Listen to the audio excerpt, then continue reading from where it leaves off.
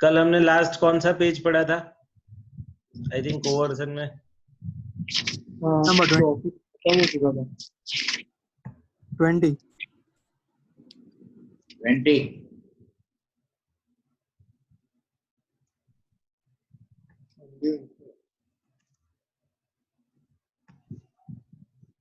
Page number 20 था।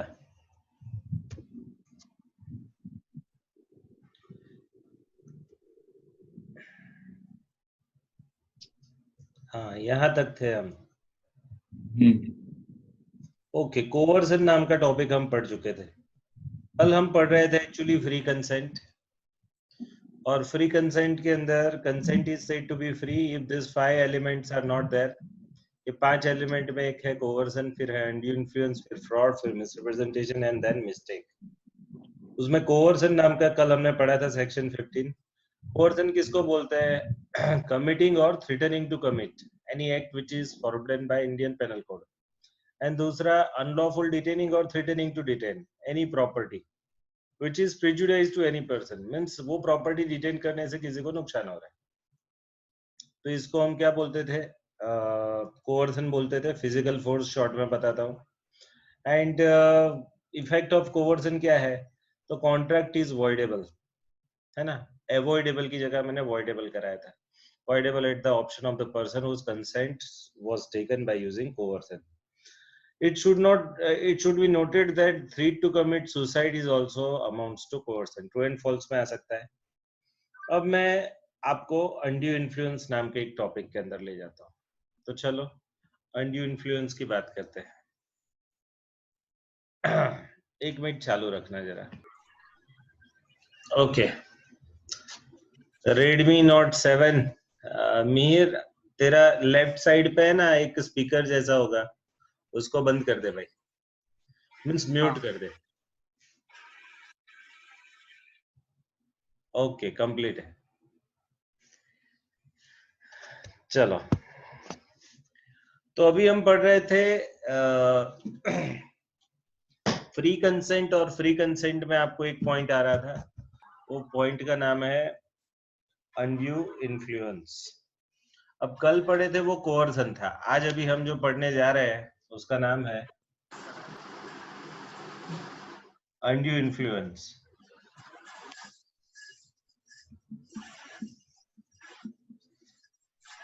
अब undue influence किसको बोलते हैं? तो it is nothing but a mental force.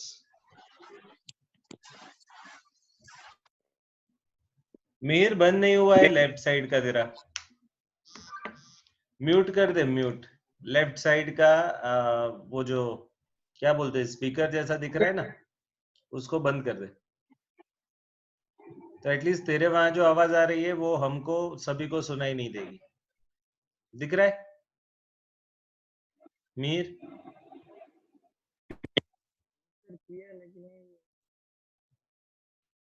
अभी चालू है भाई तेरा, कोई बात नहीं। हाँ बस बस बंद हो गया, बंद हो गया, कंप्लीट है। अब आगे बढ़ते हैं, अनड्यू इन्फ्लुएंस पढ़ते हैं। अनड्यू इन्फ्लुएंस को हम क्या बोलते हैं? Mental force. अब है ना, suppose there is one person mister A and there is another person mister B. A क्या है? बॉस है, बॉस। और बी क्या है? एम्प्लॉई है। तो यहाँ बॉस का एम्प्लॉई पर क्या हो सकता है? अनड्यू इन्फ्लुएंस हो सकता है।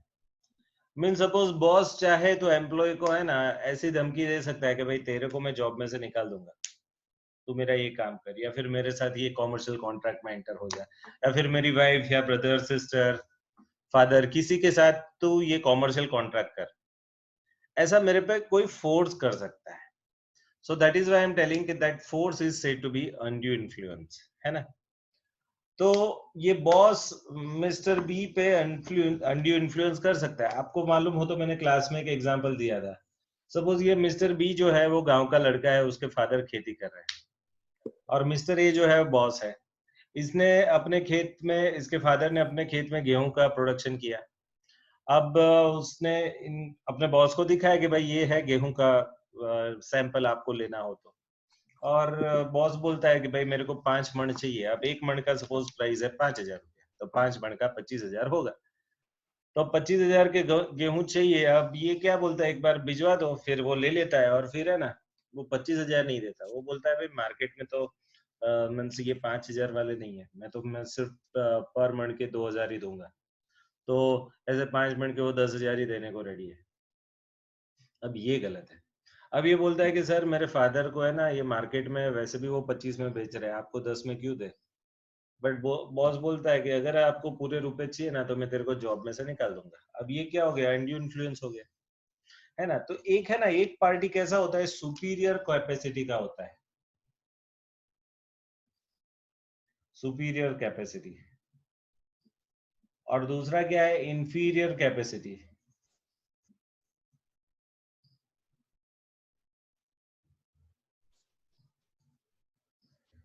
तो सुपीरियर कैपेसिटी का आदमी इंफीरियर कैपेसिटी के आदमी को क्या बोलता है, इन्फ्लुएंस करता है। इसको हम क्या बोलते हैं, अनड्यू इन्फ्लुएंस। अब है ना, अब आप स्क्रीन पे देखो सब लोग, अनड्यू इन्फ्लुएंस का मैंने आपको मॉड्यूल का स्क्रीन शेयर किया है आपसे, जस्ट देखते जाओ उसके अंदर क्या करना है।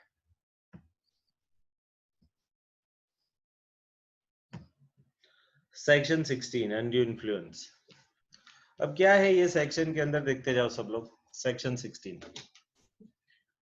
अब है ना यहाँ नंबर 1 के अंदर, अभी नंबर 1 पढ़ा रहा हूँ, उसके अंदर ये बताया है कि contract is said to be undue influence by sorry induced by undue influence where. यहाँ जरा देखो, relation subsisting between the parties are such that one of the party is in a position to dominate the will of another। ये interesting word है, क्या है, one of the party, one party के पास क्या है, एक पावर है जिसको हम डोमिनेटिंग पावर बोलते हैं। Parties, one of the parties in a position to dominate the will of the other. अब ये वर्ड्स आने चाहिए, अगर सपोज ये आपको बड़े क्वेश्चन में 10 मार्क में पूछा गया तो है ना, इसके अंदर ये वर्ड्स आने चाहिए कि एक आदमी दूसरे आदमी की विल को डोमिनेट करेगा, ठीक है, and he uses that position. सिर्फ उसकी पोजीशन है ऐसा नहीं है, वो अपनी वो पोजीशन का यूज कर रहा है, यूजेस दैट पोजीशन, कि क्यों, to take the unfair advantage, है ना, दूसरे का अनफेयर एडवांटेज लेना है। तो that is the basic ground of section 16। दूसरा इसके अंदर लिखा है कि in particulars and without prejudice to the generality of the foregoing principle, a person is deemed to be in a position to dominate the will of another। Means एक आदमी हमेशा superior position में कहा जाता है कब, तो number A, when he holds a real apparent authority over the other। Means यहाँ मैंने बॉस की बात बताई थी आपको, है ना,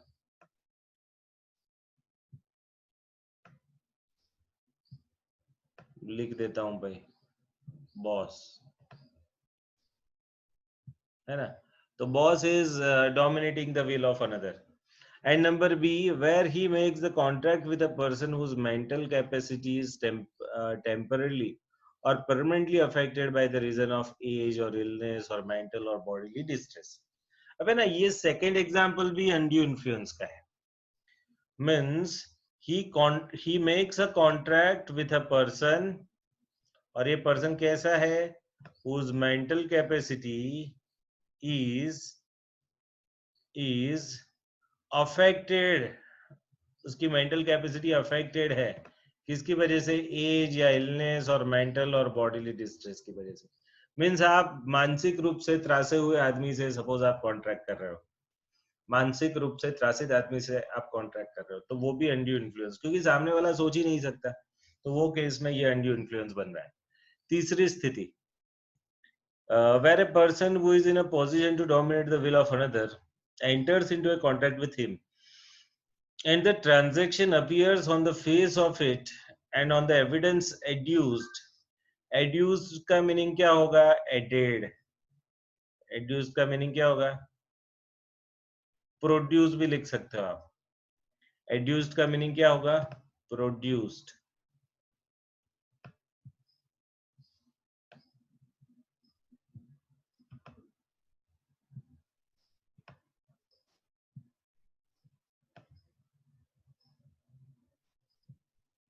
ठीक है, adduce means produced. To be unconscionable, the burden of providing that such contract was not induced by the undue influence shall lie upon the person in a position to dominate the will of another.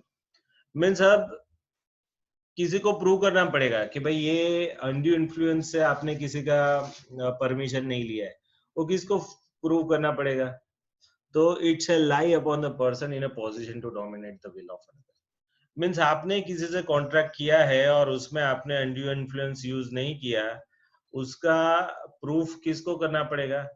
The person who is having the dominant position. वो बंदा undue influence को prove करेगा कि भाई मेरा undue influence नहीं रहा। ठीक है, nothing in this subsection shall affect the provision of section 111, that is the presumption of undue influence the following relationship. अब है ना, कुछ रिलेशनशिप है उसके अंदर क्या है? प्रिजम्पशन। प्रिजम्पशन मीन्स क्या? पहले से माना गया है क्या कि भाई यहाँ अनड्यू इन्फ्लुएंस होता है।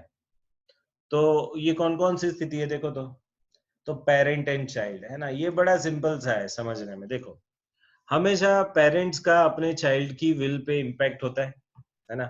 आप सब लोग जानते ही हो कि बहुत सारी चीजें आपकी बंद हो जाएगी अगर आपके पेरेंट्स आपको परमिट ना करे तो पेरेंट्स का हमेशा उसके बच्चों पे अनड्यू इन्फ्लुएंस रहता है।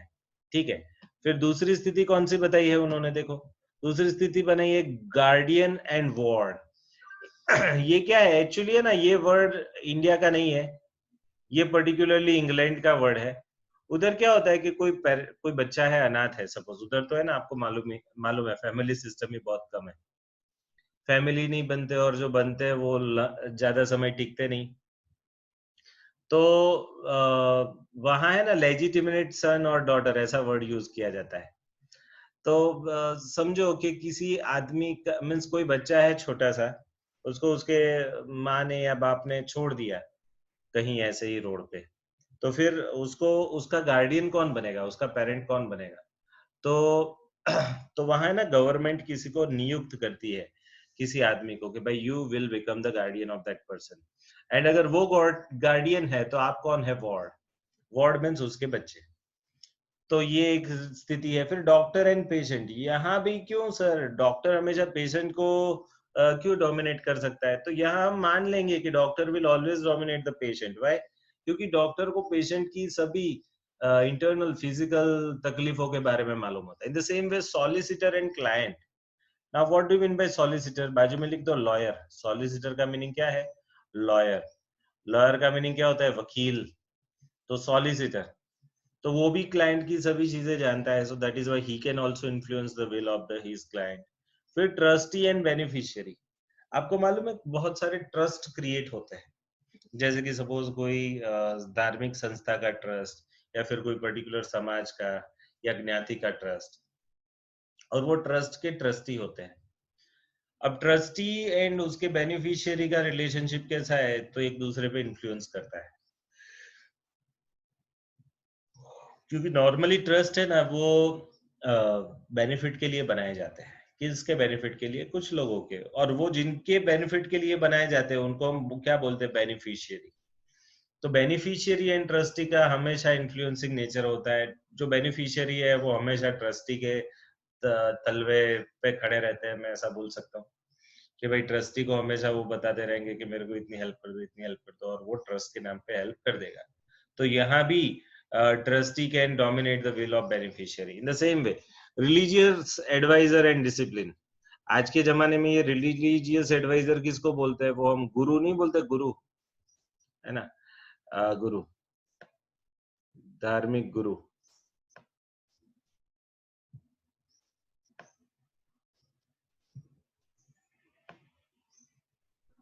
उनका भी बहुत इम्पैक्ट है।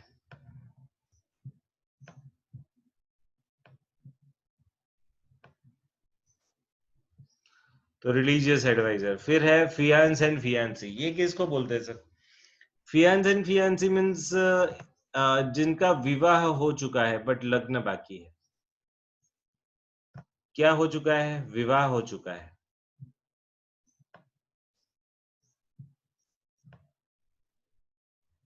अब ये क्या होता है सर? विवाह क्या होता है?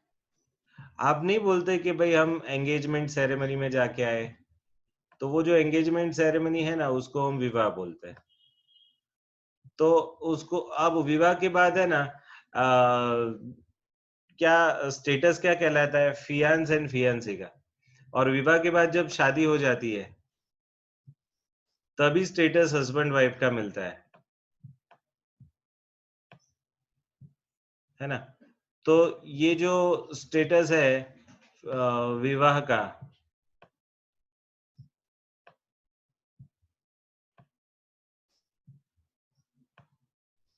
उसको हम क्या बोलेंगे? Faience and fiancée. ठीक है ना? तो विवाह यस, शादी नो, तो that is the faience and fiancée. तो यहाँ भी अनड्यू इन्फ्लुएंस रहता है ना, दो आदमी का एक दूसरे पे। तो ये 6 केसेस ऐसे हैं कि यहाँ आपको हमेशा अनड्यू इन्फ्लुएंस देखा जाएगा। एक आदमी हमेशा डोमिनेंट रहेगा और दूसरे आदमी पे उसका क्या इन्फ्लुएंस रहेगा उसकी डिसीजन मेकिंग में। अब there is however no presumption of undue influence in case of relationship of landlord and tenant. अब यहाँ है ये देखो,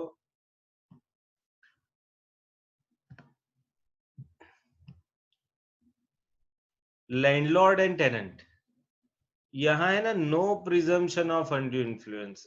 ये वाले केस में अनड्यू इन्फ्लुएंस नहीं होता है। जैसे कि कोई जगह का मालिक है और मैं वहां एज ए टेनेंट रह रहा हूँ, बाड़ुआत रह रहा हूँ, तो जरूरी नहीं कि मकान मालिक का मेरे पे इन्फ्लुएंस हो।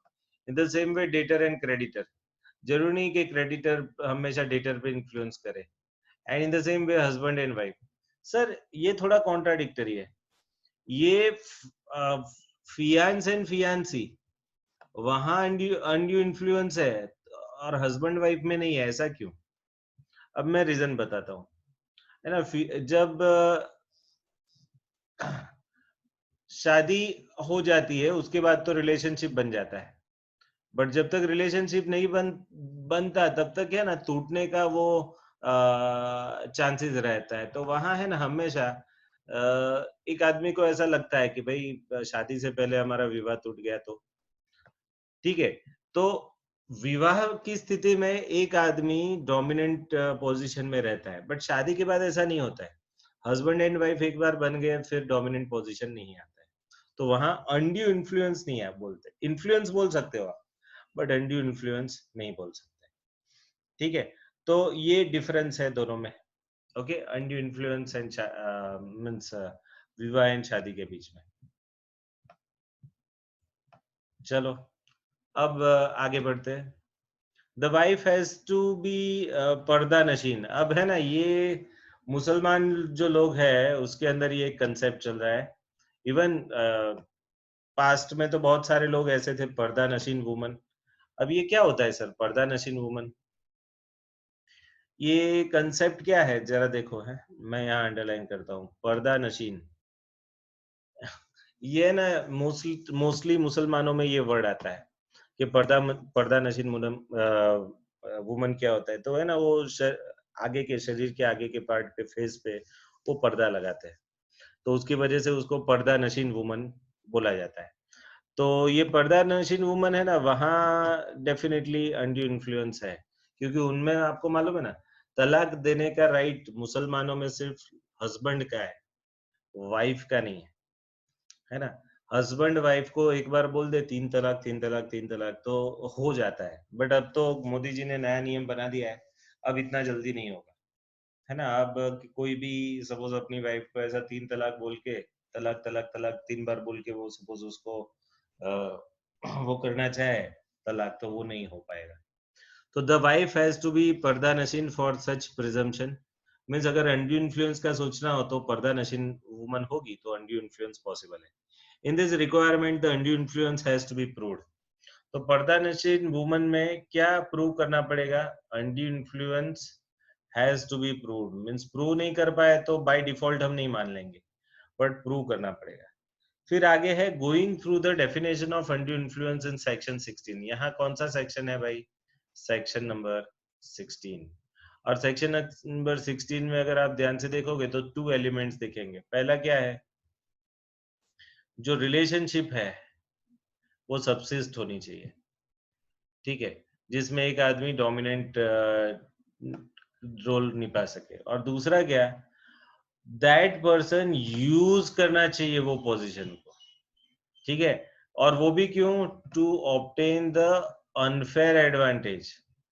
अगर कोई डोमिनेंट रोल में है, मीन्स कि एक्स नाम का आदमी वाई नाम के आदमी पे इन्फ्लुएंस कर सकता है, बट वो नहीं कर रहा है, तो फिर वो अनड्यू इन्फ्लुएंस नहीं है। अनड्यू इन्फ्लुएंस के लिए पहले तो कैपेसिटी चेक होना चाहिए कि भाई ये बंदा दूसरे आदमी के डिसीजन पे इन्फ्लुएंस कर सकता है कि नहीं, नंबर 1।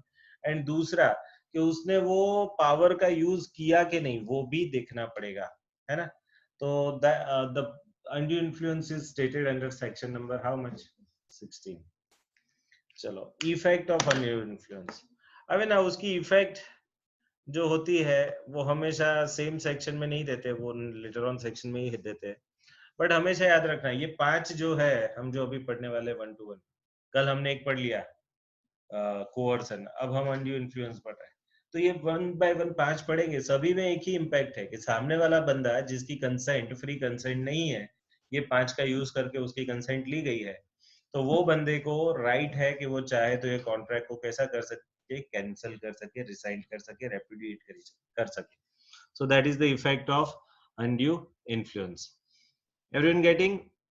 चलो, effect of undue influence section 19 है, देखो that when the consent is caused by the undue influence, the agreement, खास टिक कीजिए ये words को, agreement is voidable at the option of the party whose consent was so caused. Means जिसकी consent undue influence वाले माहौल में ली गई है, उसको हम क्या बोलेंगे? फ्री कंसेंट नहीं बोलेंगे। वो चाहे तो अपना क्या बोल कंसेंट वापस भी खींच सकता है, ठीक है। आगे बढ़े तो आगे बढ़ते हैं भाई, चलो। The aggrieved party may opt to rescind the contract. Aggrieved party means जिसपे ये अनड्यू इन्फ्लुएंस की इम्पैक्ट हुई है, तो that person can rescind the contract. If the aggrieved party seeks to resign the contract, he must restore the benefits so obtained. Now, this is very important. This is very, very, very important. If aggrieved party seeks to what? Resign the contract. Contract अगर aggrieved party means जिसको भोग बनना है वो बंदा अगर suppose contract को cancel करना चाहता है, तो he must restore the benefit so obtained under that contract. अब ये क्या है सर? फॉर एग्जाम्पल अभी मैंने वो गेहूं की बात बताई थी कि 25,000 के गेहूं है, बॉस 10,000 देने को रेडी है। अब सपोज वो जो एम्प्लॉय है उसके फादर को ये कॉन्ट्रैक्ट कैंसिल करना है, तो कर सकता है? यस, कर सकता है। बट जो 10,000 लिए ना, वो वापस देने पड़ेंगे। एक बार वापस दे दो तो फिर कॉन्ट्रैक्ट कैंसिल हो सकता है, ठीक है। तो from other party upon such terms and condition as to the court में seem just the following illustrations. अब आपको है ना illustrations दिए। अब ये illustrations किसके हैं? undue influence के। आप है ना दोनों illustration पढ़ो, A और B, और कोई भी डाउट है तो मेरे को पूछ लो। तो एक बार ये हो जाए तो मैं आपको फिर आगे फ्रॉड पे ले जाता हूँ। ये जरा पढ़ लो और मैं आपको इसका जो मैंने बोर्ड पे लिखा है उसका फोटो भेज रहा हूँ।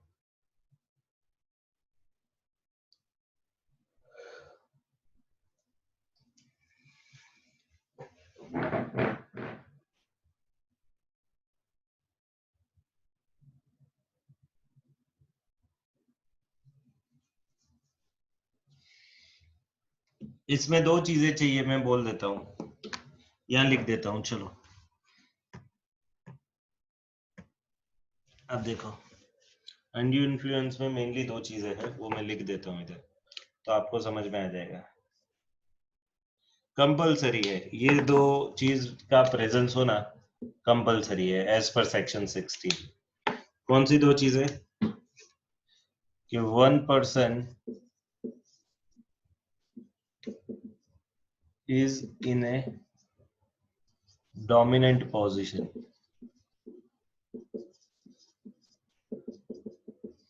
मीन सामने वाले को वो इन्फ्लुएंस कर सकता है, और दूसरा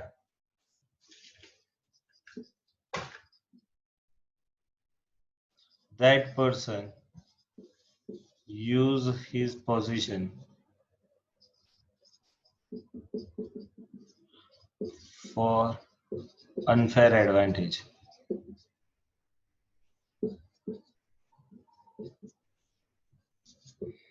अबे ना 25,000 के गेहूं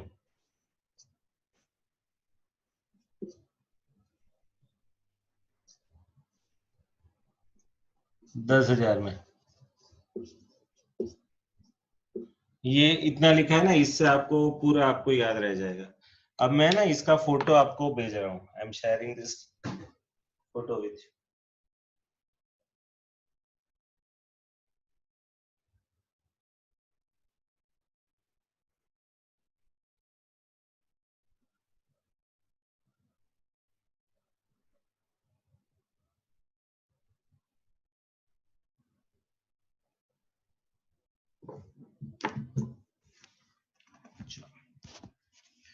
तो out of those 5 parts 2 part हो चुके हैं। कोअर्सन हो चुका है और अनड्यू इन्फ्लुएंस हो चुका है। और अब मैं आगे का टॉपिक आपसे डिस्कस करने जा रहा हूं। आप आगे का टॉपिक क्या है देखो, फ्रॉड है ना, फ्रॉड की बात आ रही है एंड फ्रॉड है सेक्शन 17। तो चलो मैं बोर्ड पे भी थोड़ा लिख रहा हूं और आपको भी बताना चाहता हूं कि फ्रॉड क्या है। अब फ्रॉड है ना, उसमें एक चीज बड़ी क्लियर है कि एक आदमी दूसरे आदमी को है ना चीट करता है। फ्रॉड में सबसे इंपॉर्टेंट वर्ड है चीटिंग। इसमें चीट करना, फिर डिसीव करना। डिसीव का मीनिंग क्या होता है, गुजराती में बोलते हैं छेतरवू, मीन्स इंग्लिश में आप चीटिंग समझ लो, धोखाधड़ी करना, ऐसा आप हिंदी में प्योर हिंदी में ऐसा बोल सकते हैं। तो फ्रॉड किसको बोलते हैं, तो फ्रॉड मीन्स चीट और डिसीव। अबे सपोज इधर भी 2 पार्टी है, मैं आपको बता रहा हूं एक एग्जांपल। सपोज यहां मिस्टर ए है और मिस्टर बी है।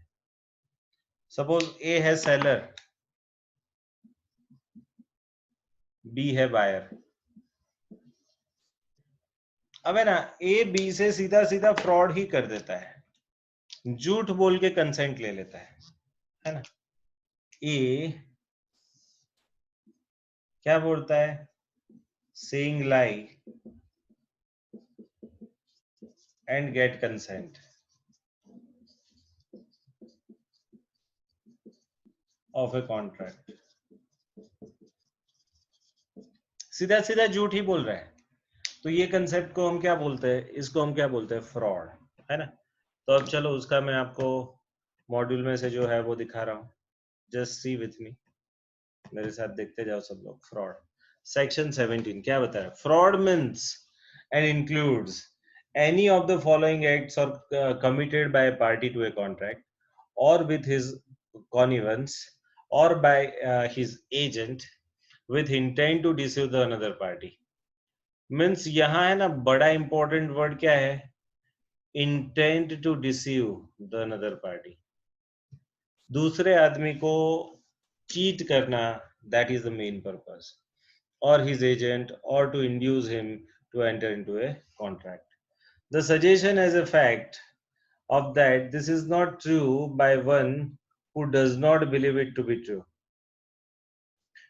ठीक है, मीन्स यहाँ जरा समझ लो ध्यान से। फ्रॉड का उन्होंने ना एक वर्ड यूज किया है, फॉलोइंग एक्ट्स। मीन्स है ना ये डेफिनेशन लंबा चल रहा है और उसके अंदर ये 1 से लेकर के 5 तक जितने भी एक्ट दिए हैं ये सभी को फ्रॉड ही बोलेंगे। ठीक है, तो ये 5 कौन कौन से एक्ट है वो जरा देखते जाओ, जिसको आप बाय डिफॉल्ट फ्रॉड बोल सकते हो। तो एक है the suggestion of a fact which is not true by one who does not believe it to be true. Means आप एक ऐसी फैक्ट का सजेशन करने जा रहे हो कि जो गलत है। मीन सपोज कोई मेरे को पूछे कि भाई ये लोग किधर गए, तो सपोज वो राइट साइड गए बट मैं दिखा रहा हूँ कि वो लेफ्ट साइड गए, तो I am giving a suggestion of a fact which is not true, which is totally गलत, उसको फ्रॉड बोलते हैं। Number B, active concealment of fact. ये कंसीलमेंट ऑफ फैक्ट, ये कंसीलमेंट किसको बोलते हैं सर? कंसीलमेंट मीन्स क्या? छुपाना, है ना, टू हाइड। कंसील करना मीन्स क्या? हाइड करना। जो फैक्ट है वो पूरी नहीं बताई और जानबूझ के छुपाई इंटेंशनली। हाँ, ये एक्टिव कंसीलमेंट का, एक्टिव का भी मीनिंग है। एक्टिव का मीनिंग क्या होता है? इंटेंशनल। एक्टिव का मीनिंग क्या होता है? Purposefully, purposefully.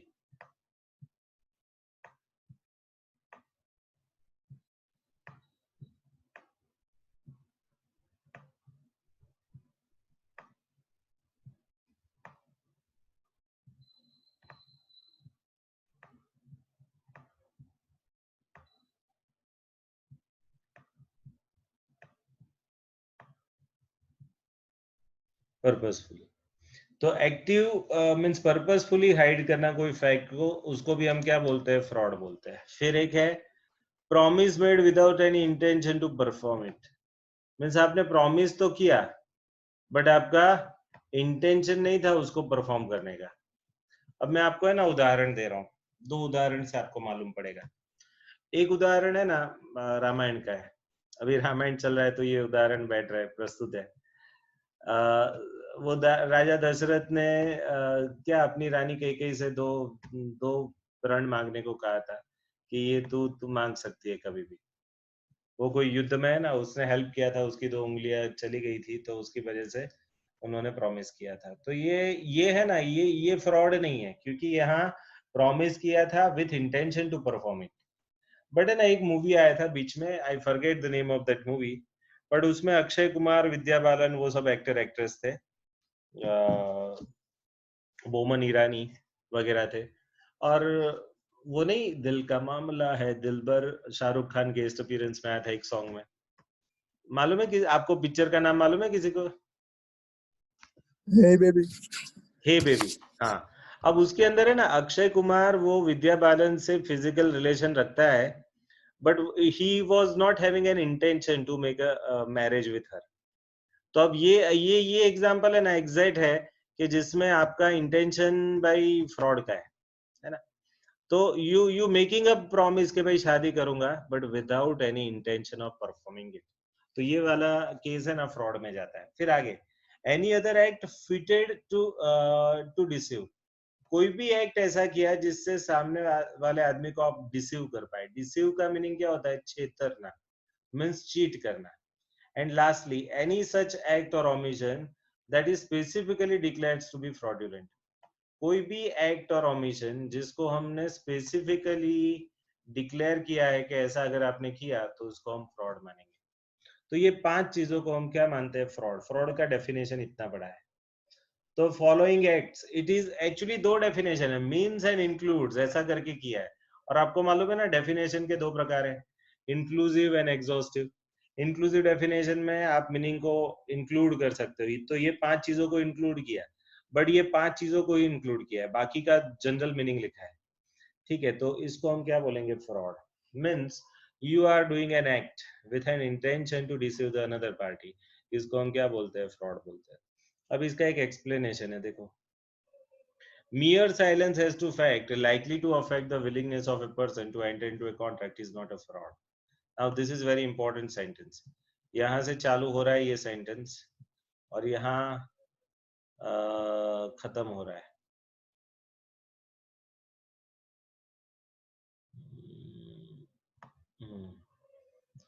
Mere silence as to the fact that are likely to affect the willingness of the person is not a fraud, but है ना उसका अनलेस करके लिखा है। अनलेस मीन्स ये चीज का, ये प्रिंसिपल का एक है ना अपवाद है, तो वो अपवाद भी होगा। क्या अपवाद है? Unless the circumstances of the case such that regard being had to them it is the duty of a person keeping the silence to speak, और unless his silence is itself is equivalent to speech.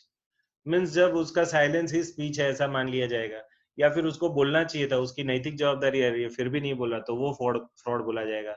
In fraud intention of the person alleged to have committed a fraud is very important। तो यहाँ है ना intention is very important, intention is important, है ना।